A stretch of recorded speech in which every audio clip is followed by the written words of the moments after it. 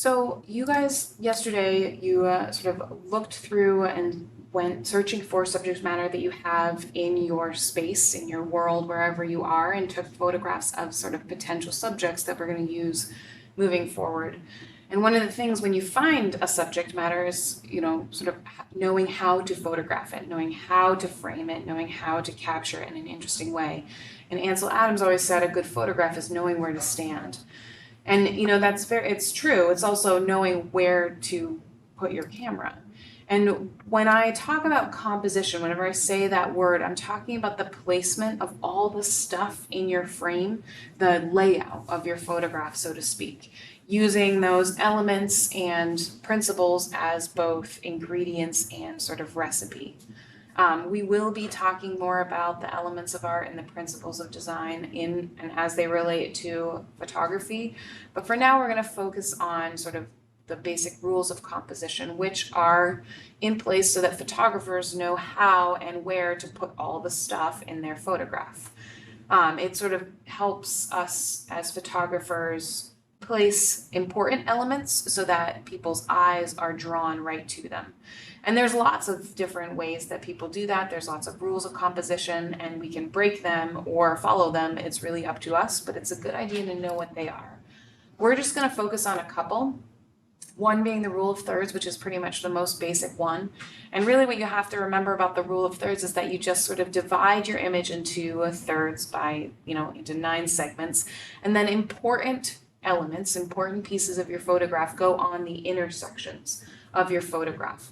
Our eyes are naturally drawn to the intersections. They usually create some dynamic lines and things like that. So you always just want to bump your subject off to the side and put them on one of those intersections. This is a good example of rule of thirds. Okay.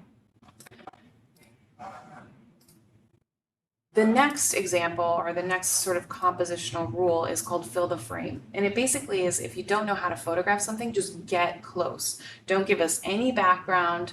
Make sure that there's nothing distracting behind your subject. You can still change your camera angle, like photograph it from below up close or above up close. And you can get creative, but get as close as your camera will let you to that subject. Again, you can change your camera angle, the position that you're holding your phone in, but you want to get close so that we don't see what's behind your subject. It basically doesn't give us a choice. We have to look at what you want us to look at, which is makes it simpler. So your actual, when you think about it, like, okay, well, how do I change or move elements in a photograph? If I'm taking a picture of a mountain, I can't move that. But you can move yourself. So you're going to change your camera angle and position to get those, to sort of follow those composition rules. And these are just some examples of camera angles, but there's really thousands of different ways you can hold your camera. And the great thing about having your phone as your camera is that it can get places that you couldn't. So you can get some really extreme camera angles, just by changing your phone and putting it places that your face and your whole camera can't fit. Okay, so as we go through, camera angle becomes really important. Your changing a camera angle can be it can change the whole look and feel of an image. And I don't know why I can't get back to there, but by changing a camera angle, you can really make it an interesting sort of photograph, whereas before it would just be what we call documentary, when you're just taking a picture to show us what it looks like. By changing your camera angle, you can really, interpret your subject more creatively. So what you're going to be doing is photographing a single subject multiple times. You searched for subjects, and now you're going to choose one interesting one to just photograph and explore as on its own. So you want to make sure you're picking a location for your photographs with good lighting and little distractions. And when you start photographing, pay attention to where your camera is focusing, okay? You can tap the screen to sort of ask your camera to focus on specific things, but really pay attention and make sure that there is at least one part of your image that's in focus. Today or tomorrow, depending on when, this is due Thursday. Well, yes. So you're going to take between 6 to 9 photographs that are different photographs. They all have to be different. So when I say 6 to 9, you really should be taking 10 to 15 photographs and making sure that each one is its own composition. Okay, so you have to have 6 different differently composed images of the same subject minimum. It always works out better if you take more pictures than you're supposed to because you have more choice at the end. And then tomorrow there's going to be like a basic Lightroom mobile editing demo that you can sort of look at and watch, and then you're going to be editing your top 3 images. You always want to make sure you're turning all your images in the right format. So you want to screenshot all of your images, every single attempt, and then attach your best 3 images to the team's assignment separately. So you have 4 attachments, and then you'll hit submit.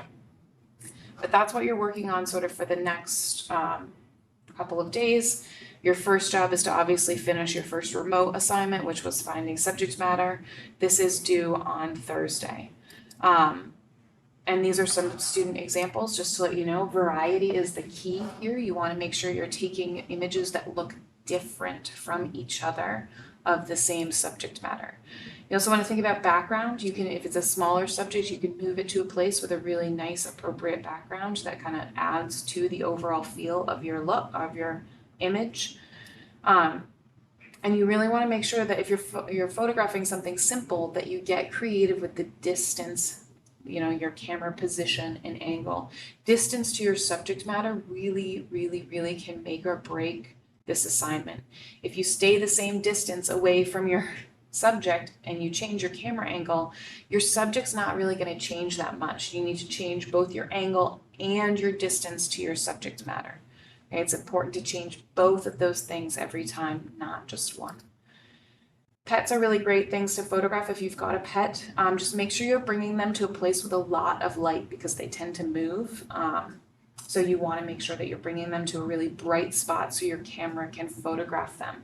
And again, take different photos. Each photograph you take and submit for this assignment should be a different image. It should not be the same image or have duplicate images.